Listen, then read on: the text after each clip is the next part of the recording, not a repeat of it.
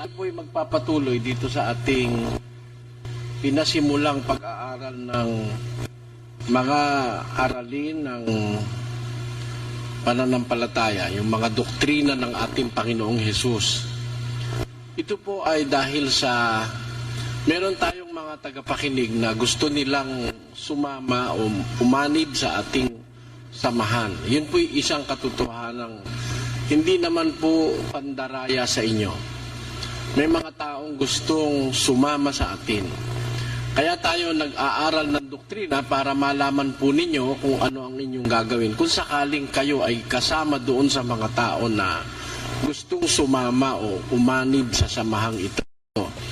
Yun po kasing pag-anib, utos po ng Diyos yun. At yung pagsunod doon, bumubukal sa mga taong kumikilala sa Diyos. Doon sa 12:9 ng Roma, ganito po ang sinasabi doon. Ang pag-ibig. Ang pag-ibig ay maging walang pagpapaimbabaw.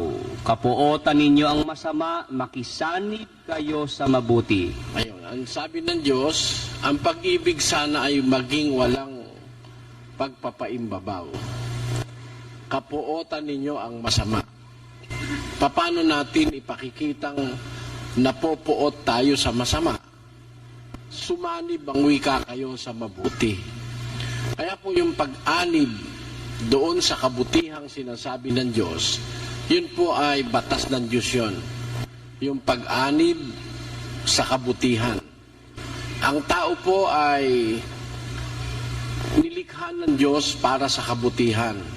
Sa 2:10 ng Efeso, pakinggan. Sapagkat tayo'y kanyang gawa na nilalang kay Kristo Jesus para sa mabubuting gawa na mga inihanda ng Diyos ng una upang siya nating lakaran. Ayon, tayong wika ay kanyang gawa, nilalang kay Kristo Jesus para sa mabubuting mga gawa na mga inihanda ng Diyos ng una upang siya nating lakaran.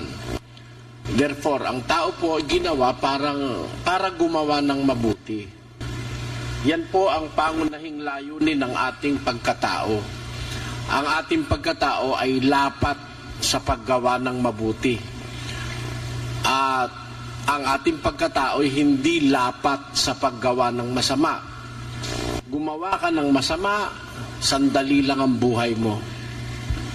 Gumawa ka ng masama, mapapasama ka. Pero pag gumawa ka ng mabuti, doon sa kabutihan, doon iniukol ng Diyos ang ating mga pagkatao, mga kapatid. Kaya, para tayo maaanib doon sa mabuti na dahilan kung bakit tayo nilikha ng Diyos, kailangan maintindihan natin yung mabuti at nagaganap po yan pag pinag-aaralan natin. Ang tao ng Diyos, para tayo maging talagang sa Diyos, tinuturuan tayo sa lahat ng gawang mabuti. Sa 3:15 ng 2 Timoteo. Pakinggan niyo po. At mula sa pagkasanggol ay iyong nalalaman ang mga banal na kasulatan na makapagpapadunong sa iyo sa ikaliligtas sa pamamagitan ng pananampalataya kay Kristo Jesus.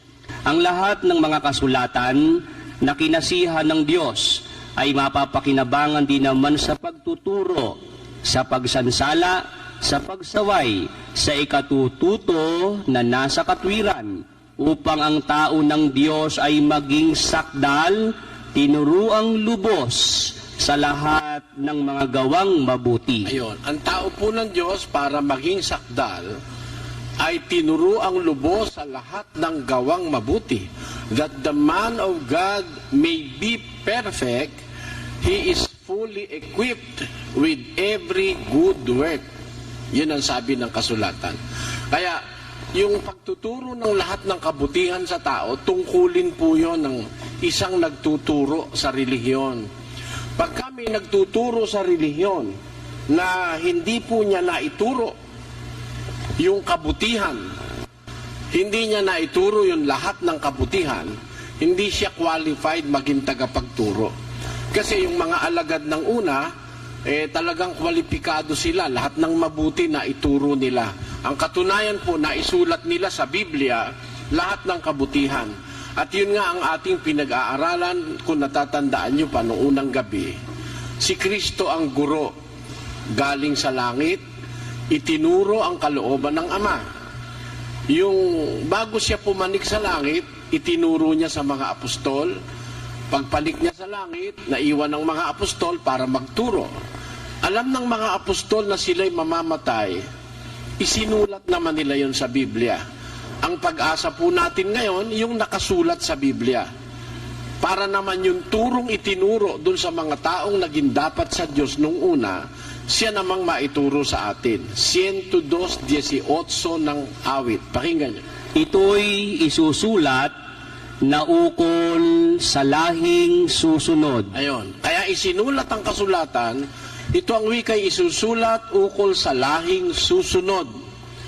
Therefore, kung tayo'y kasunod ng mga unang lahi na naglingkod sa Diyos, tayo po ang intensyon, kaya ipinasulat ng Diyos ang kanyang kautusan at ang kanyang mga salita.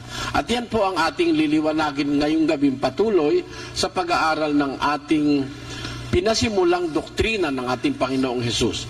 At gaya po ng sinabi ko't ipinangako sa inyo noon, ang umpisang doktrinang pag-aaralan natin ngayon, yung doktrina ng pananalangin.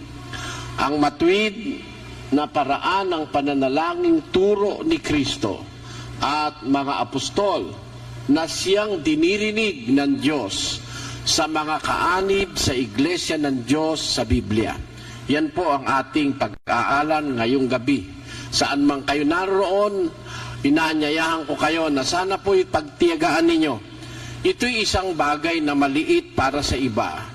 Pero napakarami pong nilalamang katwiran at katotohanan ng paksang ito, ang matuwid na panalangin. Kung mag-iisip po tayo, may panalangin hindi matuwid. Tiyak na tiyak yun. Anumang katwiran, may kakontra po yung kamalian. Yan po ang trabaho ng demonyo. Nagtuturo ang Diyos ng matuwid, nagturo naman ang demonyo ng mali. May aral ng Diyos, may aral din ng demonyo. Baka hindi kayo naniniwala. May aral po ng mga demonyo. Pakinggan nyo sa unang Timoteo 4, versikulo 3. Uno muna, kapatid David. Ngunit hayag na sinasabi ng Espiritu na sa mga huling panahon, ang iba'y magsisitalikod sa pananampalataya at mga kikinig sa mga espiritong mapanghikayat at sa mga aral ng mga demonyo. Akala nyo lahat ng aral sa Diyos, ha? Meron pong aral ng mga demonyong sinasabi si San Pablo nang isulat niya ito kay Timoteo ng unang siglo. Sabi niya, sa mga huling panahon, pagkawala ng mga apostol, pagkatapos ng kanilang panahon, mayroong magtuturo ng aral ng mga demonyo. Yan po. Kaya hindi lahat ng aral ng Diyos eh. May aral ng demonyo. Kaya kung may utos ang Diyos na panalangin, yung matuwid, meron din namang panalangin itinuro ang mga demonyo. Baka mamaya mabigla pa kayo pagka binasa ko sa inyo kung ano ang panalangin turo ng mga demonyo. Sana lang wag kayong magagalit. Dahil nasa Biblia po yun eh. Yung panalangin, tiro na ning ginuta ang Jesucristo, iba't king igpa, sinulat na rin apostoles ken Biblia, at malyari tayang abasa ken panaw na iti. Yung panalangin, galing sa Diyos ang pagkaturo. Iba doon sa panalangin, itinuro naman ng mga manlulokong pastor na kasangkapan ng mga demonyo para iligaw ang tao na gustong maging dapat sa Diyos. At para maintindihan natin, kung napansin nyo yung paksa, umpisahan na po natin. May panalangin itinuro si Kristo. Si Kristo kasi ang guro eh. Kaya sa Kanya po tayo kukuha ng turo. Wala tayong ibang guro. 23:8 ng Mateo, maliban kay Kristo. Ang Kristiyano po, ang guro niya si Kristo. Hindi si Moises, hindi si Elias, hindi ang kahit na sino. Iisa lang po ang guro ng pananampalatayang Kristiyano, walang iba kundi ang ating Panginoong Hesus na nagkatawan tao ng unang siglo. Ngayon, siya ang nagturo ng matuwid na paraan ng pananalangin. Ano yun? Paano yung panalangin na yun? Pakinggan nyo sa unang talatang babasahin natin ngayon sa Filipos 4, versikulo 6. Ganito nakasulat. Huwag kayong mga balisa sa anumang bagay. Yun po'y batas ng Diyos. Ang tao po, punong-puno ng balisa sa buhay. Siguro, hindi ko naman dapat nang ipaliwanag sa inyo eh. Yung mahirap, nababalisa kung ano ang kakainin bukas ng kanyang pamilya. Minsan, yung matrikula ng kanyang anak. Marami siyang kabalisahan. May sakit ang kanyang asawa, nababalisa siya. Nawala siya sa trabaho, nababalisa siya. Marami pong ikababalisa ang tao. Dito sa mundo, maraming kabalisahan. Pakinggan nyo ang 16:33 ng Juan. Ganito po ang nakasulat.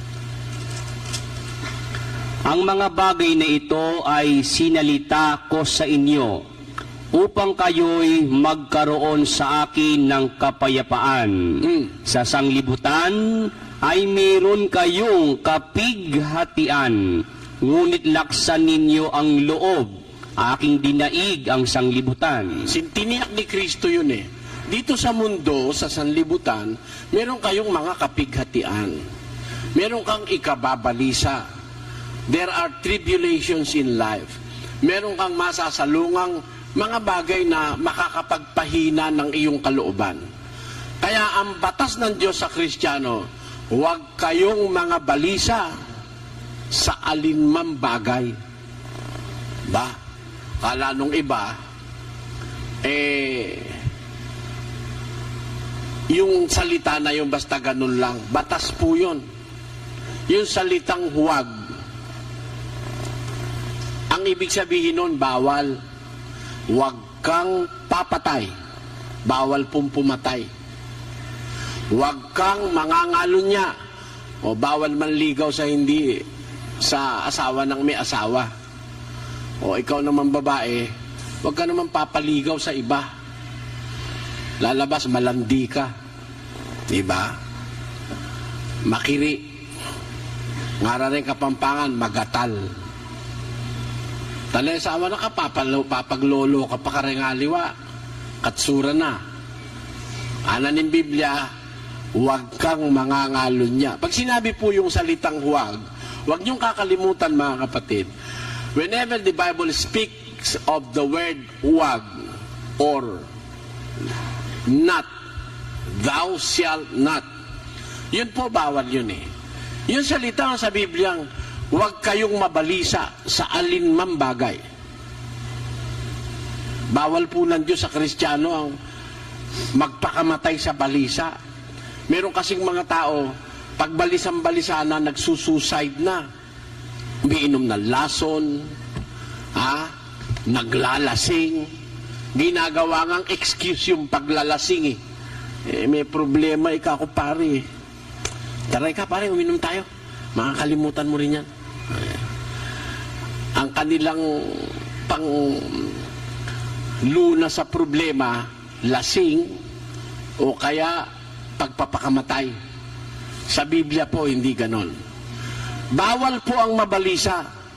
Wala tayong dapat ikabalisa. Ayaw ng Diyos na tayo mabalisa. Ngayon, maaaring magtaka kayo, ba't ko nililiwanag ito? Kasi meron tayong puntong pag-aaralan dyan eh. Bakit ayaw ng Diyos na tayo mabalisa? Ulitin natin, saka natin ituloy. Huwag kayong mga balisa sa anumang bagay, kundi sa lahat ng mga bagay, sa pamamagitan ng panalangin at daing na may pagpapasalamat, ay ipakilala ninyo ang inyong mga kahilingan sa Diyos. Tuloy. At ang kapayapaan ng Diyos na di masayod ng pag-iisip ay mag-iingat ng inyong mga puso at ng inyong mga pag-iisip kay Kristo Jesus. Ayon, ang sabi ng Biblia, kaya pala sinabing huwag tayong mabalisa sa alinmang bagay, Meron pala naman gamot sa balisa ng Kristiyano Iba po kasi yung Kristiyano kaysa dun sa hindi Kristiyano. Yung balisa nila, ang gamot, lasing. O kaya magsusuicide, magpapakamatay. O kaya mag-aamok. Meron hong ganun Dahil sa balisa sa buhay, nag-amok. Alam niyo yung amok, yung tawag doon, naghurumintado. Pinatay lahat ng masalubong. Yun ang kanyang gamot sa balisa. Sa Kristiyano, hindi po ganun. Huwag kayong mabalisa sa anumang bagay, kundi, ang sabi ng Diyos, sa lahat ng bagay, sa pamamagitan ng panalangin at daing na may pagpapasalamat, ipakilala ninyo ang inyong mga kahilingan sa Diyos. At ang kapayapaan ng Diyos na hindi masayod ng pag-iisip ng mga tao ang mag-iingat sa inyong mga puso at sa inyong pag-iisip kay Kristo. Ang sabi po ng kasulatan, yung kapayapaan ng Diyos, wala po sa tao yun. Wala sa tao yun. Pero pag yung kapayapaan ng Diyos na yun ay napa sa iyo, tanggal ang lahat ng balisa mo sa buhay. Paano mangyayari yon? Huwag kang mabalisa, manalangin ka, sabi ng Biblia. Sa pamamagitan ng panalangin at daing na may pagpapasalamat, ipakilala nyo ang inyong kahilingan sa Diyos. Ang gamot pala sa balisa, panalangin. May sakit ang asawa mo. Kaya bang pagalingin ng doktor? Meron sakit. Kahit hindi gamutin, gumagaling Meron sakit, ginagamot, ay gumaling. Meron naman sakit, talaga ayaw nang gumaling. Meron nga, katilang, ayaw gumaling Meron akong alam na tao, 17 taon, may buni, ayaw gumaling. Ay, kahit sino kaharap, dudukot sa bulsa, kamot naman ang tigil. Ang sarap ng kamot niya. Kasi meron pala siyang buni na hindi gumagaling. Alam nyo ba na kayang pagalingin ng panalangin ang balisa ng isang tao? Hindi naman sasabihin ng Diyos yung kung nanloloko siya. Hindi naman nang uuto ang Diyos. Anong klase po ang Diyos ng langit? Pakinggan nyo sa Tito 1:2. Sa pag-asa sa buhay na walang hanggan na ipinangako ng Diyos na di makapagsisinungaling. Ang Diyos pala hindi pwedeng magsinungaling. Yung sinasabi ng Katoliko, lahat daw ng bagay magagawa ng Diyos, katangahan yun. Mali yun. Huwag kayong magagalit. Wala raw imposible sa Diyos. Katangahan yun. Mali yun. Mayroong imposible sa Diyos. It is impossible for God to lie. Hindi pwedeng magsinungaling ang Diyos. Pakinggan nyo, mabasahin natin sa English. Dito sa book of Titus chapter 1 verse 2, in hope of eternal life, which God, who cannot lie, promised since the world began. He is a God who cannot lie. Diyos siyang hindi makakapagsinungaling.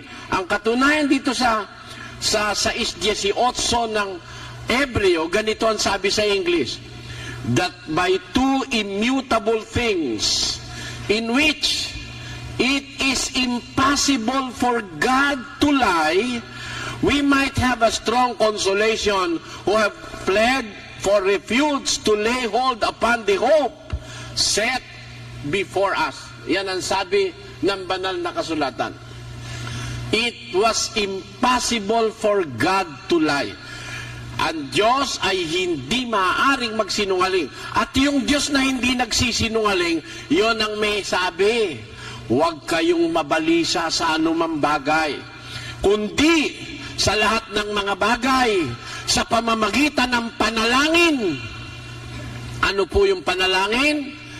At daing paggamwa mo na may pagpapalamat, ipakilala ninyo ang inyong kahilingan sa Diyos. Ano po kahulugan ng panalangin, mga kapatid? Ano yung matuwid na panalangin itinuro ng Biblia? Paghiling sa Diyos, pagdaing, pamagamwa mo.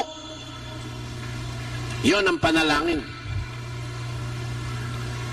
May kalakip na pagpapasalamat. Yan ang maliwanag na maliwanag sa Biblia. Kaya ang panalangin hindi po kwento. Merong mananalangin, kwento Aba, Ginoong Maria, punong-puno ka ng grasya, ang Panginoon sumasayaw, bukod kang pinagpala. Bakit nakalimutan ba ni Maria yon para ikwento mo ng ikwento ulit-ulit? Kwento yun Hindi panalangin yun. Ba po mariamit mo ang grasya, ginumi at tsuke, kahit luwang kahit sablang babae, niya pa naman imbungin ng atyan mo, Jesus. Santa Maria, indunin Diyos, panalangin mo kami. Ba, indunin Diyos, sa kami inutos. Yung indumo mo, masakit iutos Ngini, indunin Diyos, iutos mo Nanong utos mo? Panalangin mo kami makasalanan ngini, hanggang kapilan. Hanggang kay mati kami, amin. Loan mo na yung pingangawa mo ngayon. Gagawa kang kasalanan, manibat ngayon ka kayong mateka may patugutang panalangin na kang Maria. Nung ka rin may pingwa yung panalangin na yan, panalangin niya yan. Ay, Rugo, alam pa rin Katolikong pwedeng magpatunay ka kung panalangin yan kwento yan Kabastusan niyang kang Maria. Sakay sabiyang gagalang niya yung Maria, utus-utusan niya pala. Inutos na ng Diyos, ang inutusan ng Diyos manalangin, ikaw. Ba't mo pinasa kay Maria? Naintindihan niyo mga kapatid? Bawat tao na kumikilala sa Diyos, may tungkuling manalangin. Huwag mong ipasa sa iba. Ba't mo papasa kay Maria? Sinabi mo, indunin Diyos. Tapos inutusan mo, o di lapastangan ka, biro mo indunin Diyos, piutus-utus niya mo. Wala pang patugot. Walang katapusan. Biro mong utusan mong manalangin ngayon at hanggang kami mamatay. Amin. Biro mo, gagawa ka ng gagawa ng kasalanan mula ngayon hanggang mamatay ka, wala namang gagawin si Maria kundi manalangin ng manalangin. Yung tungkulin mong manalangin, pinasa mo sa kanya. Mali yun. Hindi panalangin yung Aba, Ginoong Maria, Hail Mary, full of grace, the Lord is with thee, blessed art thou amongst women, and blessed is the fruit of thy womb, Jesus. Holy Mary, Mother of God, pray for us. Anong pray for us? Saan mo nabasa yun? May batas bang ganun ng Diyos na utusan mo si Maria? Wala nun. Ang inuutusan, ikaw.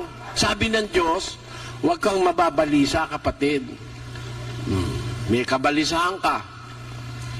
Wala kang pera. Gabi, iniisip mo na kung merong makakain yung anak mo bukas. Ganun po tayong mahihirap nababalisa ka, walang laman yung palabigasan. Wala man lang gas.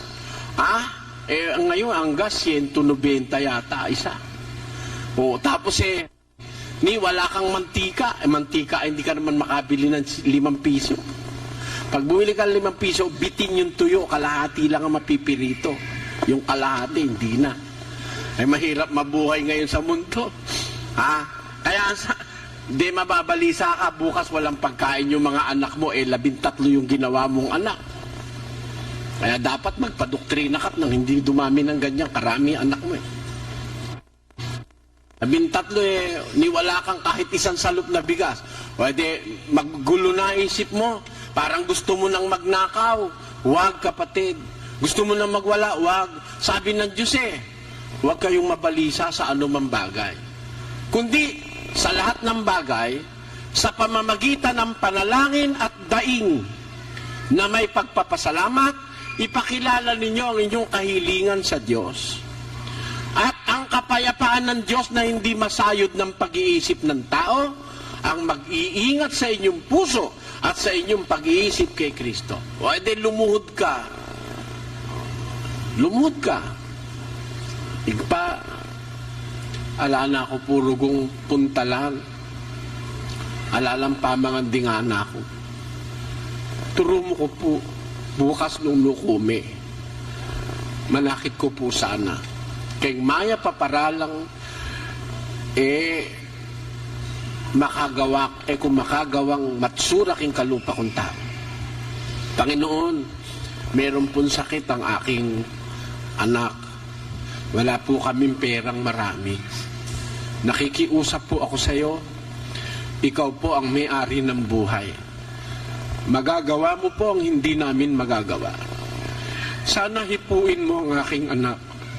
Pagalingin mo po ang kanyang sakit. Kahit po kami hindi magpunta sa doktor, kung ibig mo, gagaling ang aking anak. Magamwa mo kaking Ginoo. Bakit mo kayang talagang alakan puntalan? At sabi na ni Biblia, kapayapaan ng Diyos na hindi masayod ng pag-iisip ng tao ang mag-iingat sa inyong puso at sa inyong pag-iisip kay Kristo. Tandaan nyo, wala pong hindi kayang gawin ng Diyos. Ang kailangan lang magamwa mo ka. Yun ang panalangin kasi. Sa Biblia, walang ibang tinuturong kahulugan ng panalangin. Ang panalangin, pagdaing sa Diyos, paghiling sa mga panahong merong kang balisa sa kaisipan, sa mga panahong wala kang makakatulong sa'yo, sa mga panahon na wala kang alam na pupuntahan, merong isang Ama sa langit na lumikha sa'yo at sa akin, kapatid, nauunawaan niya ang iyong dinaramdam. He knows what you feel. Nararamdaman niya yung naramdaman mo. Kung nasasaktan kay, nasasaktan din siya. Pakinggan nyo, sa awit 103, ganito ating mababasa. Sapagkat nalalaman niya ang ating anyo, kanyang inaalaala na tayo'y alabok. Alam ng Diyos ang ating anyo. Alam niyan tayo alabok, marupok lang tayo, mahina tayo. Alam ng Diyos yung mga nararamdaman natin. Hindi ka dapat manalangin ng pagkahaba-haba. Hindi kailangan yung pagkahaba-haba. Panginoon, inalis po ako sa trabaho. Maawa ka po. Bukas makalawa magugutom ang aking pamilya. Sana bukas paglakad ko, samahan mo po ako. Dalhin mo ang aking paa sa tamang puntahan para makakita po akong muli ng hanap buhay. Halimbawa naman, tindera ka. May babayaran kang utang, mapuputo lang iyong kuryente. Tindera ka. Ba? Hindi naman mahirap para sa Diyos yun na yung mga mamimili, itaboy sa pwesto mo Panginoon, mapuputulan po kami ng kuryente. Sana po makaubos ako ng tinda bukas. Simple lang. Hindi na kailangan. Ba po, maramit ko ka po king grasya. Bendito alabado saya Santissimo Kyrie eleison, Christi eleison, Christi ordinus. Amen. Kailangan pa ba yun? Diretsuhin mo ang Diyos, Alam naman niya ang gusto mo Alam naman niya ang nilararamdaman mo ibibigay naman niya kung kailangan mo O edi manalangin ka. Ang panalangin, tandaan nyo, pagdaing, paghiling sa Diyos. Kalakip ang pagpapasalamat. Pagkatapos mong humiling, Ama, salamat po sa iyo. Umaasa po ako na pagbibigyan mo ang aking kahilingan. Maraming salamat po sa pangalan ni Jesus na aming Panginoon. Amen. Ayan, yung amen, yan nasa, ibig sabihin, umaasa ka dun sa ipinanalangin mo'y pagbibigyan ka ng Diyos. Yun ang kahulugan ng amen. Sinasampalatayanan mo, inaasahan mo, tinatanggap mo. Yun ang kahulugan ng amen. Kaya ang panalangin, wala nang maraming paligoy-ligoy. Ang panalangin po, paghiling sa Diyos. Tingnan ninyo si Kristo nagturo ng panalangin. Ang ating Panginoon. Tingnan nyo hindi paligoy-ligoy. Ang panalangin niya, hindi matagal. sabi niya, sa 6:9, ganito ating mababasa. Magsidalangin nga kayo ng ganito. Manalangin ko ang tikanini, anang Kristo, magsidalangin kayo ng ganito. Salita, magsadalangin kayo ng ganito, hindi niya sinabing, tuwing mananalangin ka, ito ipanalangin mo. Wala siyang sinabing ganon. Sabi niya, manalangin kayo ganito, kagaya nito. Ibig sabihin, ito padron, ito example, ito halimbawa ng panalangin. Hindi niya sinabing, tuwing mananalangin ka, ito papanalangin mo. Kundi ito ay halimbawa, ganito kayo mananalangin. Paano yun? Ama namin na nasa langit ka, sambahin nawa ang pangalan mo. Dumating nawa ang kaharian mo, gawin nawa ang iyong kalooban, kung paano sa langit, gayon din naman sa lupa. Ibigay mo sa amin ngayon ang aming kakanin sa araw-araw, at ipatawad mo sa amin ang aming mga utang, gaya naman namin na nagpatawad sa mga may utang sa amin. At huwag mo kaming ihatid sa tukso, kundi iligtas mo kami sa masama, sapagat iyo ang kaharian at ang kapangyarihan at ang kalwalhatian magpakailanman siya nawa. Kita nyo, mahaba ba yun? Maiksi lang eh. Manalangin kayo, ganito. Ama namin, nasa langit ka. Kaya pag mananalangin ka, huwag ka mananalangin kung kani-kanino. Sa Ama ka mananalangin. Balikan natin ang Pilipos 4:6. Pakinggan nyo. Kung kanino ka mananalangin. Huwag kayong mga balisa sa anumang bagay, kundi sa lahat ng mga bagay sa pamamagitan ng panalangin at daing na may pagpapasalamat ay ipakilala ninyo ang inyong mga kahilingan sa Diyos. Kanino tayo mananalangin? Sa Diyos. Napansin nyo? Kaya nung magturo ng halimbawa si Kristo, manalangin kayo ganito, Ama namin. Kanino tayo mananalangin?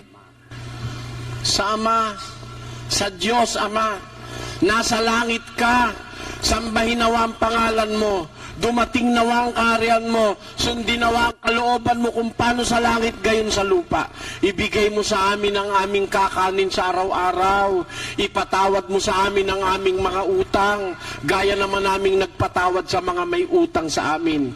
At huwag mo kaming ihatid sa tukso, kundi iligtas mo kami sa masama, sapagkat iyo ang kaharian, ang kapangyarihan, at ang kalwalhatian, magpakailanman siya nawa.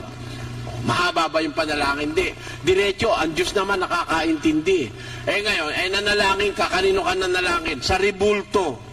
Kahit ulit-ulitin mo, di ka naman maririnig nun eh. Ribulto yun eh. Di na ka mamilipit kin sakit at yan, makakanya niya. Makatiman.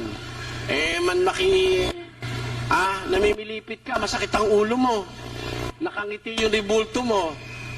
Manalangin ka, nakangiti pa rin siya kahit na ikaw namimilipit na. Diba? Naghihingalo ka na nga, nakangiti pa siya. Sukat ba naman manalangin ka sa ribulto eh? Sinabi ng Biblia, manalangin ka sa Diyos. Nanalangin ka sa ribulto. Ano ang sabi ng Diyos? Doon sa nananalangin sa ribulto, pakinggan nyo sa 2 ng Habakuk. Anong napapakinabang ng larawang inanyuan? Ano ka mapapakinawa bang sa larawang inanyuan? King larawan na dinukit, na ano nga pakinabang mo? Tuloy. Nayaoy inanyuan ng manggagawa niyaon, ng binubong larawan na tagapagturo ng mga kasinungalingan, na tinitiwalaan ng nag-anyo sa kanya, na gumawa ng mga piping Diyos-Diyosan. Pipi pala yun eh. Piping idolos. O anong sabi? Sa abanya na nagsasabi sa kahoy, gumising ka. Kalulunay tang manyabikin dutong, migising ka. At sa piping bato, bumangon ka. kinpiping bato, talakad ka. Kalulunay tanganan ng Diyos. Bakit? Magtuturo baga ito? Makakapagturo ba yung piping bato? Saka yung kahoy? Narito. Narito, nababalot ng ginto at pilak at walang hinga sa loob niyaon. Ayan, yan ang masama. Biro mo, mananalangin ka, sa kahoy ka nanalangin. Kahoy yan eh. Bato. Yun nga nagtitinda ron sa amin, doon sa kabilang compound doon, noong araw. Taga Makabebe. Kinakatok pa yung kanyang daladalang pulang-pula eh. Pulang-pula damit, may corona. Bili na ho kayo. Matibay ho ito. Primera klase kahoy. Tignan nyo kinatok doon sa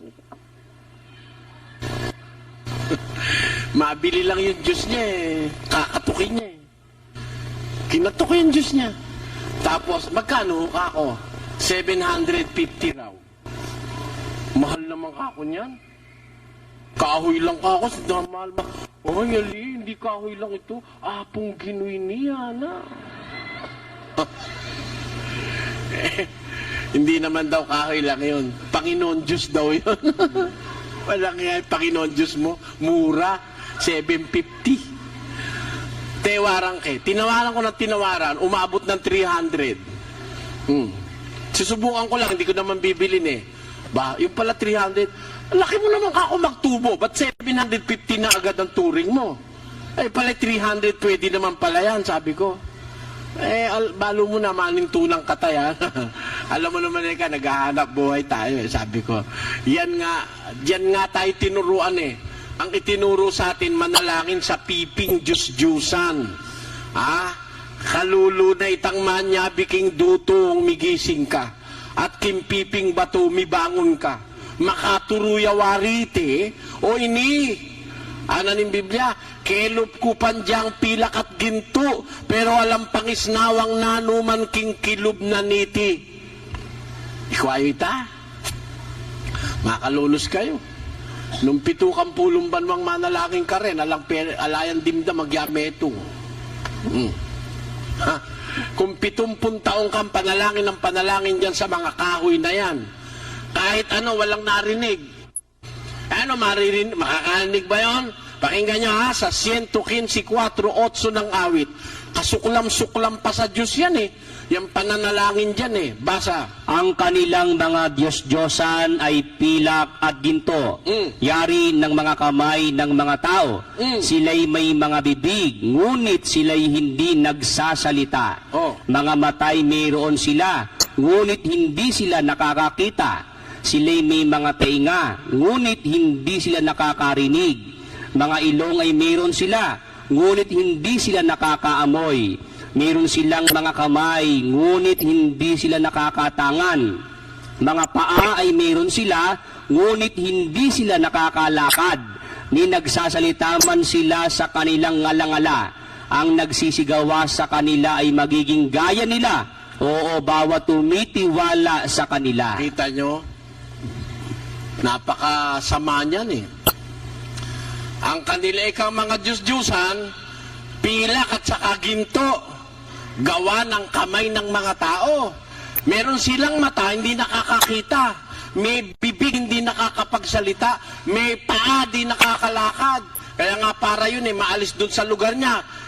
Pinapasan yun eh. Hindi naman nakakalakad yun eh. Biro mo yun ang itinuro sa atin Diyos. Biro mo, paluhurin tayo at panalanginin tayo ron. Huwag kayong magagalit. Ngayon, kung nagagalit kayo, ano pakialam ko? Yun ang nasa Biblia. Kung magalit kayo, ano pakialam ko sa inyo? Tinuturo ko na nga sa inyo yung tama eh. Kayo pang magagalit sa akin. Hindi, barilin niyo ako kung gusto niyo. Pinaluhod tayo sa mga pipin Diyos-Diyusan. Bawal yan. Miski sa Biblia ng pare, bawal yan. Pakinggan niyo ha. Ito, Biblia ng pare ito. May pirma pa ni Cardinal Santos ito eh.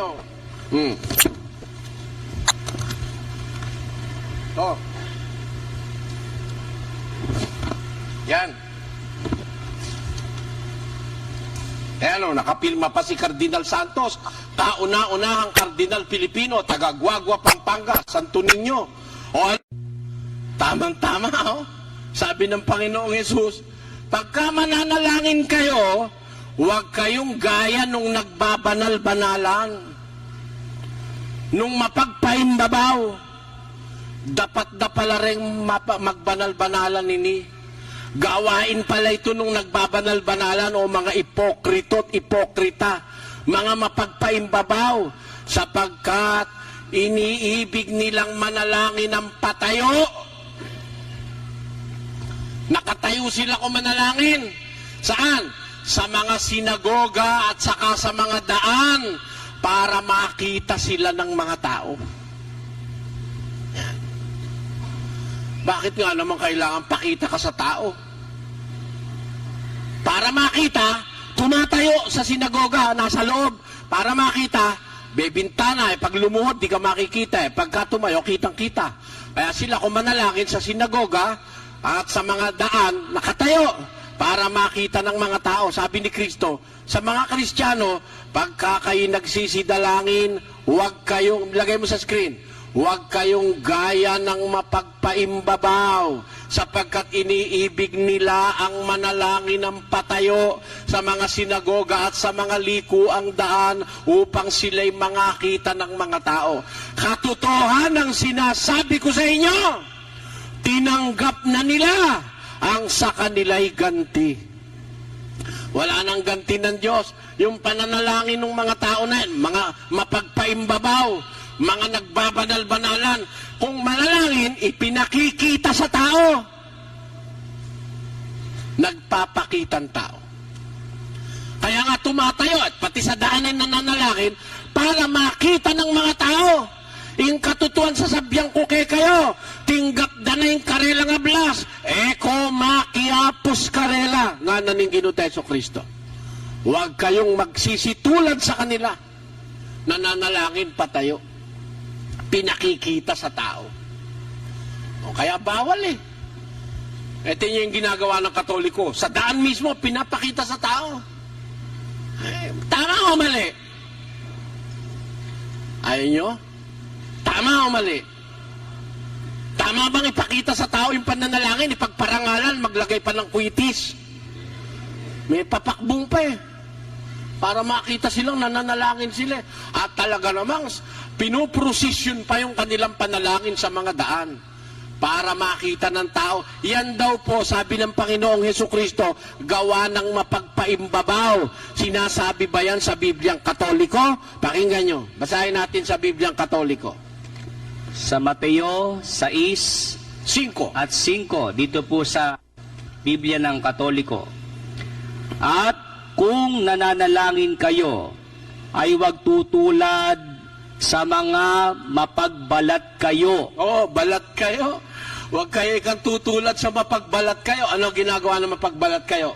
Na mahilig na manalangin nakatayo sa mga sinagoga at sa mga panulukan ng mga daan upang magpakita sa mga tao. Tunay na sinasabi ko sa inyo, tinanggap na nila ang kanilang gantimpala. Tayo nyo, huwag kayong tutulad sa mapagbalat kayo. Ang sabi ng Panginoong Yesus, na kung manalangin, nakatayo sa mga sinagoga at saka sa mga likuan daan para makita sila ng tao. Bawal pala ng Diyos yung manalangin ng ganon, pati sa daan, at maski sa sinagoga, bawal ng Diyos yung magpatatayo ka para ka lang makita ng mga tao. Bawal. Kaya sa Kristiyano, bawal po ang manalangin nung ganon at papakita mo sa tao.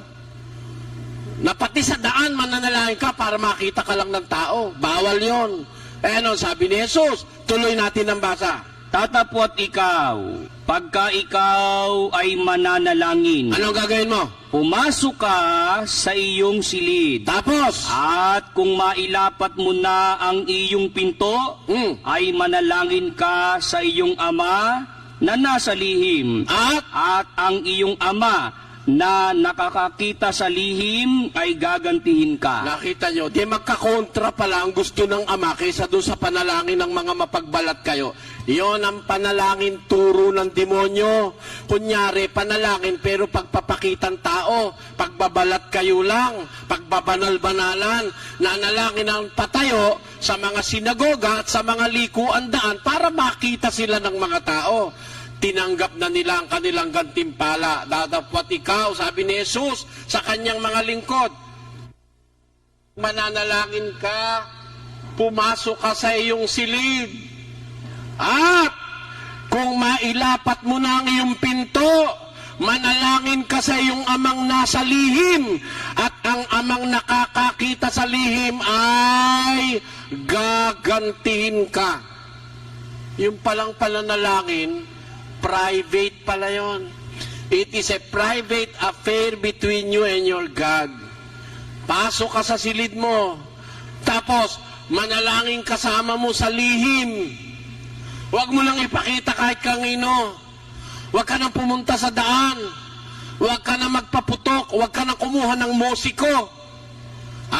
Sapagkat yung trabaho ng mga mapagpaimbabaw o mapagbanal-banalan. At ang ama mo na nakakakita sa iyo sa lihim ay gagantihin ka, sabi ng kasulatan. Kaya alam niyo mga kapatid, ang panalangin, kung maililihim mo yan. Nakita niyo tayo ba nanalangin sa daan? Hindi, dito nananalangin tayo dahil ito'y compound. Wala tayong layong magpakita kahit kanino. Kung manalangin tayo, dito lang tayo. Hindi tayo nanalangin sa daan. Miski sa telebisyon, may programa ako. Nakita nyo na ba akong nanalangin sa programa ko? Hindi. Tinatanong anong iba, ba't ganyan yan? Religious program, walang panalangin bago at pakatapos. Paano bawal ni Kristo yung ipapakita mo pa panalangin mo? Bakit akala nyo ba hindi kami nananalangin? Nananalangin kami. Kaya lang, yung panalangin utos ni Kristo na pag mananalangin ka, pumasok ka sa silid mo. Pag nailapat mo na ang iyong pinto, manalangin ka sa iyong ama sa lihim, at ang iyong amang nakakakita sa iyo sa lihim ay gagantihin ka. Yun ang pangako ng ating Panginoon. Kaya ang panalangin, mga kapatid, ano yan? Hindi pinakikita yan sa tao. Hindi ipinagpaparangalan yan. Hindi yan ipinagmamapuri sa tao. Sa Diyos ka lang, para lang yung pag ginagawa ng iba, no? Yung iba, pagka maglilimos, nagpapakuha pa ng retrato Pagtutulong sa kapwa-tao, pinagsasabi pa. Bawal ni Kristo yun Itaas natin ang basa, kapatid, na Willie sa 2. Kaya nga, pagka ikaw ay naglilimos, ay huwag kang tutugtog ng pakakak sa harap mo, na gaya ng ginagawa ng mga mapagpaimbabaw sa mga sinagoga at sa mga daan, upang sila'y mangagkapuri sa mga tao. Katotohanang sinasabi ko sa inyo, tinanggap na nila ang sa kanila'y ganti. Pagka maglilimos ka, wag kayo kang tutugtog na, makinig, maglilimos ako. Ba't ka papakita mo pa sa tao, tutugtog ka pa ng pakakak? Kaya sabi ni Jesus, tuloy, tatapwat, pagka ikaw ay naglilimos, ay huwag maalaman ng iyong kaliwang kamay ang ginagawa ng iyong kanang kamay, upang ang iyong paglilimos ay malihim, at ang iyong ama na nakakakita sa lihim ay gagantihin ka. Nakita nyo, miski sa paglilimos, parang panalangin. Pag maglilimos ka, yung binigay mo ng kaliwa, huwag mo nang paalam sa kanan. Halimbawa, binigyan ko ika na 1,000 si Mari Hoy, Sendong, binigyan ko 1,000 si Mari. Ganun ba? Ang bait mo talaga, no? Alam mo naman ako pinuri ka na. Wala nang ganti sa Diyos. Lahat na lang na makita mo, binalita mo, binigyan mo ng 1,000 si Mari ilihim mo, walang nakakita. Walang nakaalam. Walang nakakaalam. Walang pupuri sa'yo. Sino ang pupuri sa'yo? Yung amang nakakakita sa lihim. Doon ka magkakaroon ng ganti, hindi sa paningin ng tao. At pag ang Diyos ang gumanti, mas malaki ang igaganti sa'yo. Ganon din sa pananalangin. Yung mga mapagpaimbabaw, kung manalangin, nasa mga daan, nasa mga sinagoga, nagpapakita. Sa television nga, nagpapakita pa huwag kayong papari sa kanila, sabi ni Kristo. Pag mananalangin kayo, huwag niyo silang paparisan. Pag mananalangin ka, pasok ka sa silid mo. Pag nailapat mo ang pinto, manalangin ka sa lihim. Ang amang nakakakita sa lihim, gagantihin ka. Yun ang sabi ng Biblia. Intindihan niyo mga kapatid? Kaya sa pananalangin, hindi po pinakikita yan sa kapwa-tao na pagpaparangalan mo pa. para yung mga born again ngayon, maski sa restaurant, nagulat na lang ko bigla ando kami sa restaurant, meron kaming kapulong na abogado. Biglang-bigla na lang nanalangin. Pakanta pa ha? Bless us, Lord! Ako, ang ingay sa restaurant. Tinginan yung mga tao. O, akala mo nga naman, mga banal sila, no? Ay, nako. Ayaw ni Kristo ng ganyan. Huwag mo nang tawagin pa ng pansin yung kapwa mo pag mananalangin ka. Mas mabuting walang nakakaalam. Ang panalangin, pinanalangin mo sa Ama sa lihim, mas may matiyak na ganti at pagpapala kaysa dun sa ipinakita mo lang sa iyong kapwa-tao. Yan ang batas ng Biblia, mga kapatid. Ngayon, kung mananalangin tayo, anong gagawin natin? Yun kang mapagpaimbabaw kung manalangin, kapaddang makatalakad. Iniibig nilang manalangin ng patayo. Ang mga lingkod ba ng Diyos kung manalangin? Kagaya ba ng iglesia ni Manalo, laging kung manalangin nakatayo? Sa iglesia ni Manalo, ang utos ni Manalo, lagi tumayo Basahin natin, no? Ito'y aral ng iglesia ni Manalo. Ito'y libro na ang sumulat si Eranio G. Manalo ng Iglesia ni Cristo. Eto, sa pahina 116, page 116. Ano ang sabi rito? Isama ninyo ang damdamin ninyo kapag nananalangin ng kapulungan. Sino man sa nangangasiwa ng pagsambang nangunguna. Tumayo kayo ng maayos at pumikit sa panahon ng pananalangin. Ano ang sabi ni Manalo?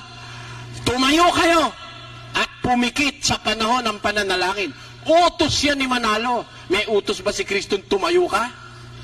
Ang sabi ni Kristo, yun daw mga mapagpaimbabaw, kung manalangin, iniibig nilang manalangin na patayo lagi. Patayo, patayo. Ang mga lingkod ba ng Diyos, kung manalangin, paano? Pakinggan nyo. Sa isang talata ng Efeso 3:14, sabi ni Pablo ganito, Dahil dito ay iniluluhod ko ang aking mga tuhod sa Ama. Ayon. Paano kung manalangin ang mga apostol? Lumuluhod. Meron ba tayo mababasang katunayan kung manalangin sila'y lumuluhod? Basa. At nang makapagsalita na siya ng gayon, ay nanikluhod siya at nanalangin kasama silang lahat. Kita nyo? Mga apostol, kung manalangin, naninikluhod kadalasan. Pero meron tayong tanong, mga kapatid, bawal bang nakatayo? Kasi minsan, di ka naman makakaluhod, may pigsa yung tuhod mo. Merong kapatid na nasimiento yung kanyang paa, hindi pwede lumuhod yun, diretsyon-diretso Pwede bang manalangin ng patayo? Pwede. Pwede. Konforme sa sitwasyon. Pero mas gusto ng Diyos, nakaluhod. Yun ang ginawa ng mga apostol Pero kung hindi ka makakatluhod, halimbawa, sa gubat, maraming siit, o kaya mga batuhan, hindi ka makakaluhod, masusugatan ng tuhod mo, pwede kang tumayo at may probisyon ng pananalangin ng patayo. Sa 11:25 ni Marcos, pakinggan nyo. At kailanman kayo'y nakakatayong nagsisipanalangin, magpatawad kayo. Kailanmat nakatayo kayong nananalangin, magpatawad kayo, ang sabi ng Panginoon. Pwede naman palang manalangin ng patayo. Kaya lang, huwag kang kagaya nung mapagpaimbabaw, nakapad nila palagi na lang nakatayo. Ang Kristiyano'y lumuluhod. Ang katunayan ng mga apostol, kung manalangin, karaniway nakaluhod. Pero kung minsan nakatayo, pagka walang pagluluhuran halimbawa, batuhan, may mga tinik-tinik, may mga siit-siit, hindi ka pwede lumuhod, pwede kang tumayo. Halimbawa, nasa ospital ka, nakahiga ka, pwede ka rin namang manalangin na nakahiga. May swero ka, di ka naman pwede lumuhod. O kaya nasa restaurant ka, mananalangin ka, o nasa eroplano ka, luluhod ka ba ron? Yung taga Jesus Miracle Crusade, yung alagad ni Almeida, nandun kami sa istasyon ng radyo Abay, nanalangin, dumapa doon sa daanan. Nung nagulat na lang akong bigla, papasok ako sa boot, nakadapa. Sabi ko, maaarte rin ka ako itong mga ito. Hindi marunong magtago ng kanilang pananalangin. Pinapakita ng tao talaga. Kaya hindi ganun sa Kristiyano, mga kapatid. Tandaan nyo ito. As much as you can kneel down, kneel down. Whenever we can pray, we cannot pray kneeling down, pwede kang tumayo. Pero pagka makakaluhod ka rin lang, lumuhod ka. Yun ang batas ng Diyos. Dahil yung pagluhod, tanda yun ang pagpapakita ng galang sa Diyos at sa ating Panginoong Hesus. Pakinggan nyo sa Pilipos, ganito ang ating mababasa, 2. Upang sa pangalan ni Jesus ay iluhod ang lahat ng tuhod. Kita nyo? Talagang ang tuhod iniluluhod, kaya ginawa ng Diyos yan para iluhod sa Diyos eh. Pero ayaw mong lumod, puro ka na lang lagi nakatayo, hindi naman maganda yon. Kailangan ang panalangin nakaluhod. Ito pa isa. Pagka tayo mananalangin, mga kapatid, at ikaw ay babae, may requirement sa babaeng nananalangin eh. Pakinggan nyo sa isang talata ng unang Korinto 11. Ang bawat lalaking nananalangin o nanghuhula na may takip ang ulo ay niwawalan ng puri ang kanyang ulo. Tatapwat ang bawat babaeng nananalangin o nanghuhula na walang lambong ang kanyang ulo, niwawalan ng puri ang kanyang ulo. Pagka ang babae pala nananalangin, walang takip ang ulo, niwawalan niya ng puri ang kanyang ulo. Sa harap ng Diyos, kailangan pag babae nananalangin, dapat may lambong. Pero, pag lalaki ang nananalangin, dapat walang lambong. Pag naglambong ang lalaki, niwawalan niya ng puri ang kanyang ulo. Pero pag ang babae naman ay walang lambong, niwawalan niya rin ng puri ang kanyang ulo. Kaya ang ibig sabihin, pagka mananalangin lalaki, huwag ka maglalambong. Merong mga lalaki, kung manalangin, nakalambong. Mga Bombay, may turban pa nga, hindi ba? May mga takipang ulo, mali yun sa Biblia. Ang kailangan, pagka ang lalaki mananalangin, walang lambong. Pero pag babae ang mananalangin, dapat may lambong ang kanyang ulo. Yan. Ngayon, ano ibig sabihin yan, mga kapatid? Na kung mananalangin tayo, nakaluhod. Pag babae, may lambong. Pag lalaki, walang lambong. Kung mananalangin, kailangan pumasok sa silid, ilapat ang pinto, manalangin sa Ama sa lihim. Anong kahulugan yan, mga kapatid? Sa pagtuturo ng Biblia. Yan po ang ipagpapatuloy natin bukas ng gabi.